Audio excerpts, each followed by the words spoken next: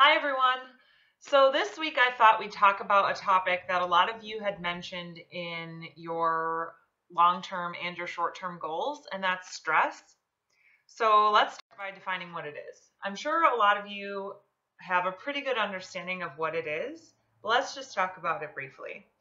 So stress is defined as the state of mental, emotional, or physical strain, which could basically mean anything. And then an individual stressor is an agent that causes stress to an organism and initiates the stress response. So a different way of looking at it is that stress could be the sum of all stressors. And those stressors can be chemical, physical, emotional, biological, energetic, and mental. And we'll talk about some of those examples. So here's a list of different types of stressors, and I'm sure that you could probably think of more.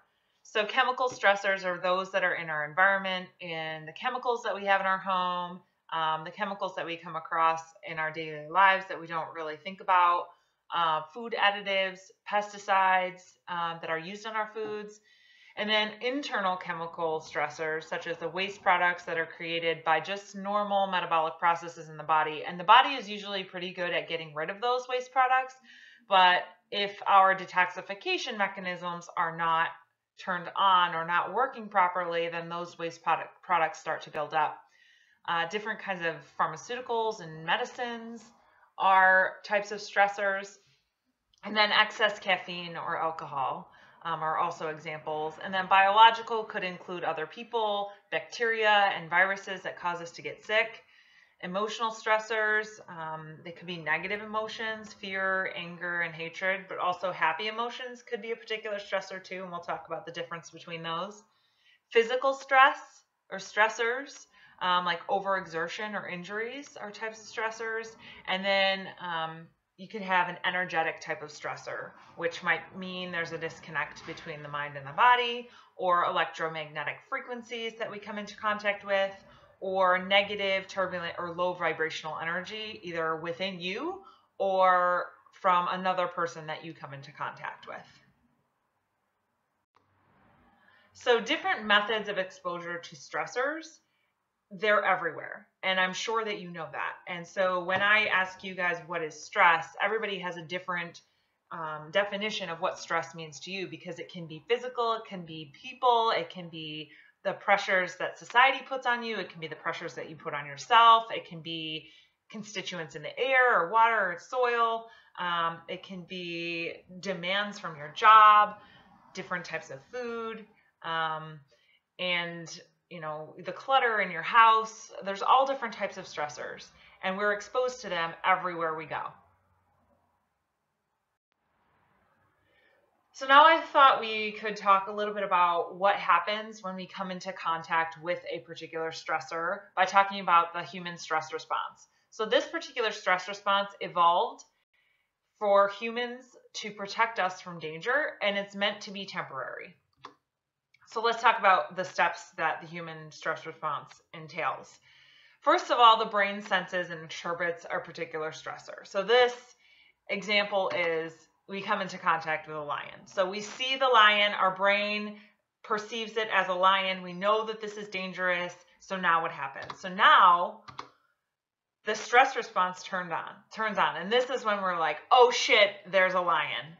Then once we figure out, oh shit, there's a lion, then different stress hormones are released from our endocrine system, and they are released into our bloodstream, and they go to all these different cells, and they bind to our cells, and they turn on or off different cellular functions. And so when this stress response is turned on, this is when our body decides whether we're going to fight or whether we're going to flee. And so the stress response is also called the fight or flight response. And when that happens, a lot of different things happen. So your heart rate increases, you become more alert, the blood literally flows to your extremities and away from your internal organs so that your body has a chance to survive. And then once that stressor is gone, and once that lion stops chasing you, then what's supposed to happen is that response is shut down and we go back to normal. So there's different types of stress. There's the good stress, which is also called eustress. And eustress is what prepares the body to perform at its very best for a brief period of time. And this is the type of stress that we get from exercising. And this is the type of stress that we get if we are in a new relationship, or we get a promotion at work, or something really great happens to us. This is a change, but it also releases happy hormones, mainly dopamine and oxytocin. And then the other type of stress is distress, and this is the one that we most often associate with the term stress. So this is the bad stress. And this particular stress prepares the body to fight against or run away from something. And so it releases emergency hormones, mainly cortisol and adrenaline. And what's important to note is that both types of stress turn on the stress response, but the type of stress that your body perceives depends on how the brain actually perceives that stressor. And so if the brain is perceiving this as a good stress or a happy stress, then it's going to release more happy hormones. And if the brain perceives it as more of a bad stress, then it's going to release more of those emergency hormones. And that really determines health and performance and things like that. Okay, so now let's look at the relationship between stress, performance, and health. So on the left, we have performance. On the right, we have health. And at the bottom, we have stress.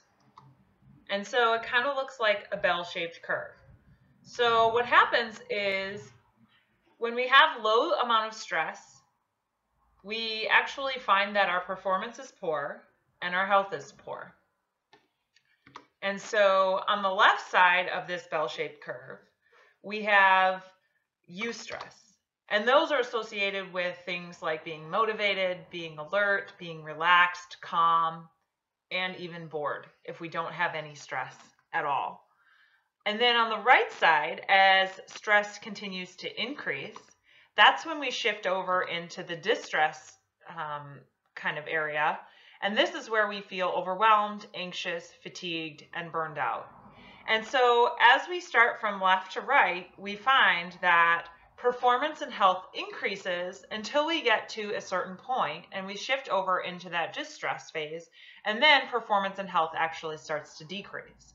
So what we really want for optimum performance and optimum health is we want to find this balance between eustress and distress.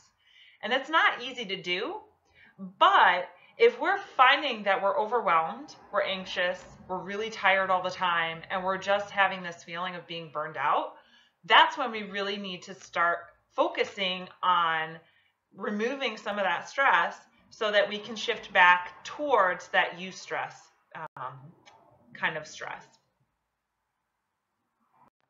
Okay, now let's look at the same exact figure in a slightly different way by looking at one individual stressor, and in this case it's going to be exercise, that can be either beneficial or detrimental to our health and our performance. So if we don't have any exercise in our life at all whatsoever, that means there's very little of that particular stressor. So we're on the very left end of this spectrum, which means that performance is poor because we're not doing anything. Our health is also poor because we're not doing anything. And so lack of exercise indicates poor physical health, and we're just, in general, we're out of shape. Then if we move all the way to the right side of the spectrum and we have a lot of that particular stressor, then we move into that distressed category. And this is where overtraining occurs, and this is where fatigue and vulnerability to injury sets in. And so when it comes to exercise and when it comes to any type of stressor, there's this point at which there's this optimum balance between eustress and distress. And it's just a matter of finding where that is. But usually your body does a very good job at indicating which side of this spectrum you might be on. So if you're feeling that you're out of shape and you're in poor physical health, you're probably not exercising enough. But if you feel like you're tired all the time, you're exercising a lot, and you're just getting hurt all the time, then that's your body telling you that you might need to scale it back on the exercise a little bit to reach that optimum performance and to reach that good health and that good performance stage. Okay, so here is a list of just some of the signs or symptoms of too much distress. So if we are quote unquote under a lot of stress or exposed to a lot of different stressors and high amounts of those particular stressors, then our body and our minds will respond by doing a lot of different things. We'll get headaches, infections, we'll get sick all the time. We might start losing our hair. And I'm not going to go through all of these because you guys can read the slides after, but literally our physical body changes, our behaviors change, we think differently, our brains don't perform the way that they should. A lot of things happen when there's too much distress in our lives. So it's very important that we address those different stressors, and either by eliminating them altogether or reducing them so that we are shifting back towards the left side of that particular figure and into the more eustress category, or at least back towards that optimum performance point. So nowadays, science and researchers are making the connection between distress and disease. And more often than not, and actually I don't think in any case this wasn't found, that they found that chronic distress is the root of all disease. So chronic distress, or in other words, if we are exposed to a high amount of distress over a long period of time, they've actually found that it alters the pH in the body. And if the pH in the body isn't optimal, then different metabolic functions just can't happen. It speeds up the rate of aging. Our organs literally start to shut down. Our organs in our reproductive system, our digestive, nervous, and endocrine system, they just stop working, or they function very poorly. And this can lead to adrenal failure. Your adrenal gland is actually where cortisol is produced, and cortisol is that stress hormone which initiates that fight or flight response. And then ultimately that can lead to a cascade of events and hormone imbalance. If your organs aren't functioning right, you can have food sensitivities, memory loss, skin conditions. Chronic distress can lead to systemic inflammation, poor digestion, and nutrient absorption. And this one's very important because if you are eating a very clean, organic, highly nutritious diet, but you're under stress, it doesn't matter. Your body is not going to use all of those nutrients that you're putting into it, and they're just going to go right through or not be absorbed properly. So that's very important. Chronic fatigue is also a symptom of chronic distress. Insulin resistance, so your body actually cannot respond to the carbohydrates that you're putting in your body.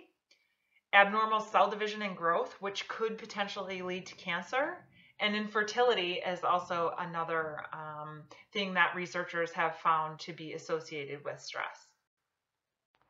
All right, so I hope that the last 13 and a half minutes or so have really driven home the point that stress reduction is very important, and increasing our resilience to future stress is also very important. So we can do that by removing or reducing individual stressors and looking at what is stressing us out, and then reduce as much as possible the amount of stress, and that will ultimately increase our ability to handle future distress.